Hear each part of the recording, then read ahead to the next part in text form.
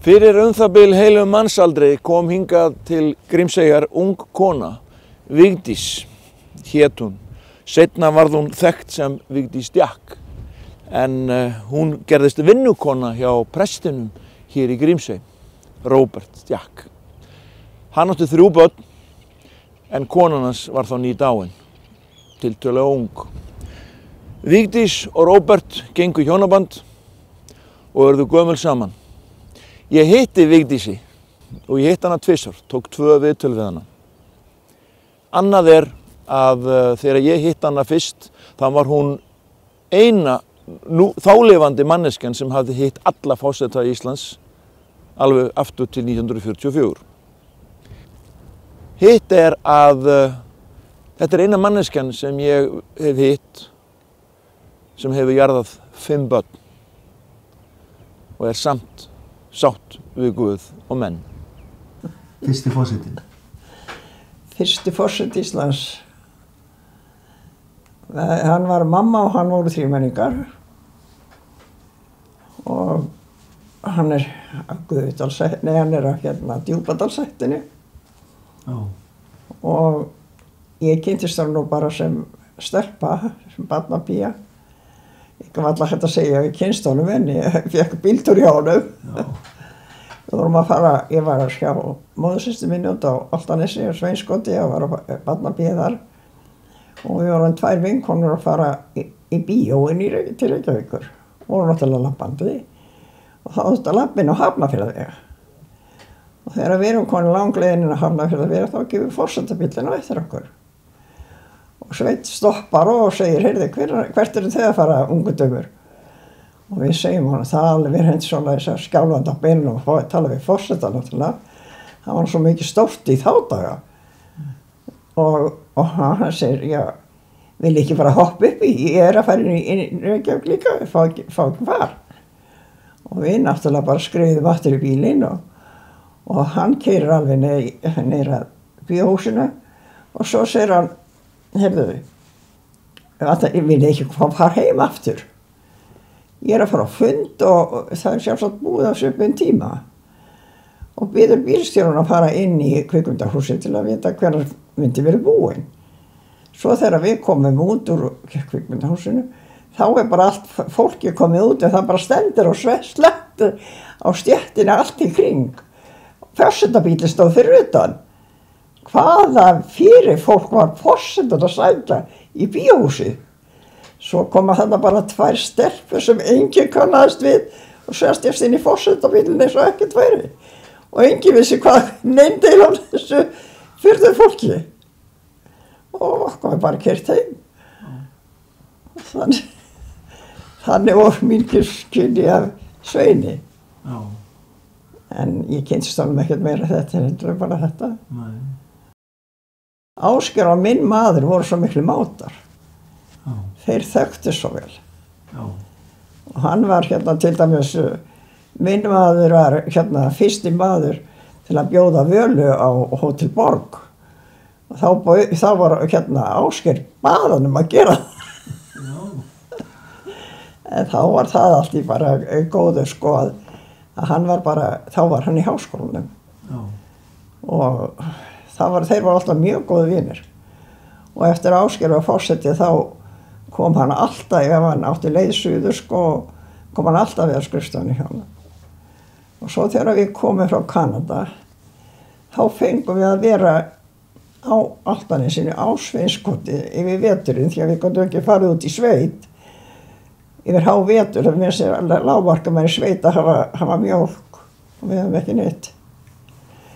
Þannig að þá var móðursystir mín að þau voru búin að setja Sveinskoti á sölu, þá voru búin að selja það. En það var ekki búin að taka við því, fyrir átti ekki að affinna það fyrir vorið. Svo við fengum að vera þar yfir veturinn. Og þá voru, þá náttúrulega fór Róbert svo oft bara innan Bessastöðum og þeir voru að spjalla og strauðu krakkarnir. Ég fór ekki, ég fór nokkru sinnum en alltaf ofsalega vel tekið á mót okkur. Og svo voru meira að segja strákarnir litli mínir, þeir voru þá 4, 5 og 6, nei, 5, 6 og 7 ára. og þeir fóru stundum með pappa sínum, þó ég færi ekkert.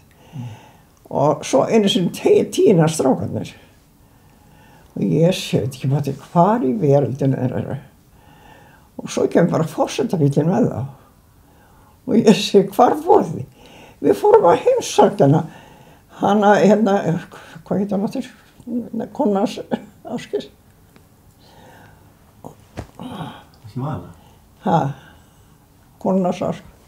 Nei, hún heit ekki Vala. Nei, það var dóttir hans. Það var dóttir hans, já. Já. Já, hún var búin að segja að við værum alltaf velkomnir. Því að hún hafði svo gaman að þeim. Já. Hún spilaði fyrir á píanó og þeir sungu fyrir hana og alveg fengi alltaf pönnukökur eða eitthvað, ef ekki nær gott.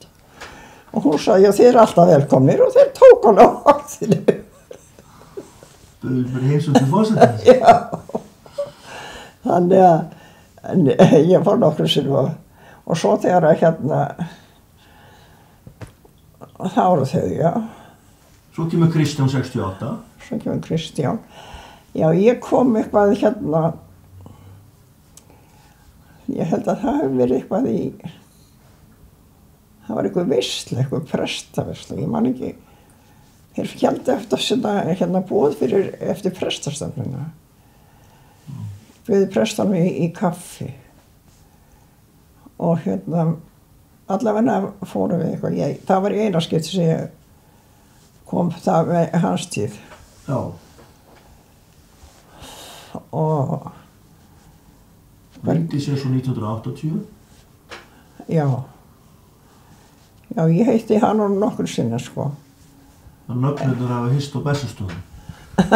Nei, hún kom til dæmis þegar hún heimsótti hún á sýslu. Já, já. Að þá vorum við, sko, það var náttúrulega haft samsæti fyrir hana í sveitinni og tekið á mótinni þar. Hún var alltaf jafn elskun og hún kom í jarðarföruna Thomas og þau kynntust ljóti vel, sko. Já. Hún var alltaf jafn yndisleg. Og svo það Guðni. Og Ólafur Ragnar. Nei, Ólafur Ragnar, já. Ég kynntist fyrri konu henni Guðrúnu. Já. Ég þekkti hana svolítið. Það var bara í gegnum hana sem ég man ekki hvernig stóð á því. Eða hvert vonu okkur var, hvort það var eitthvað sambandi við prestabóðið.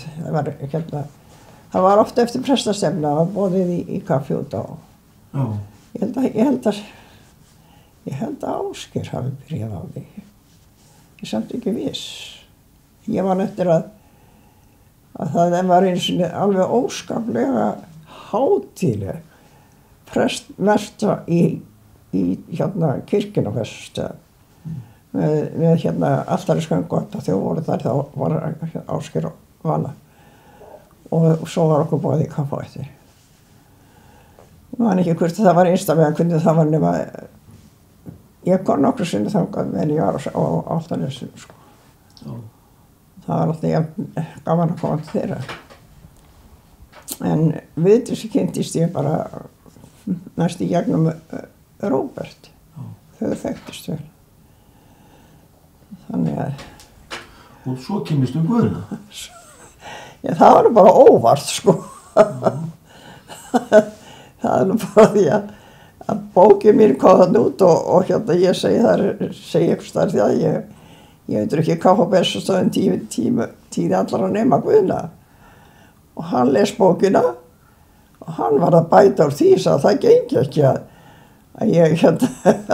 hann byði mig ekki kaffi svo yfir. Og hann þekkti, sko, stjúpsonur minn elsti, hann bjó alltaf í Arnarnesinu og þeir þekktust, Guðni og hann og bróðir hans Guðna sérstaklega.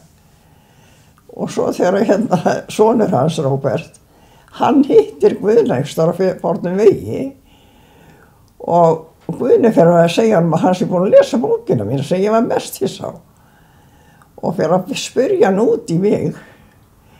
Og hann segi, já, ég talaði bara við mömmu, sagði Róbert, hún veit þetta mikið betur.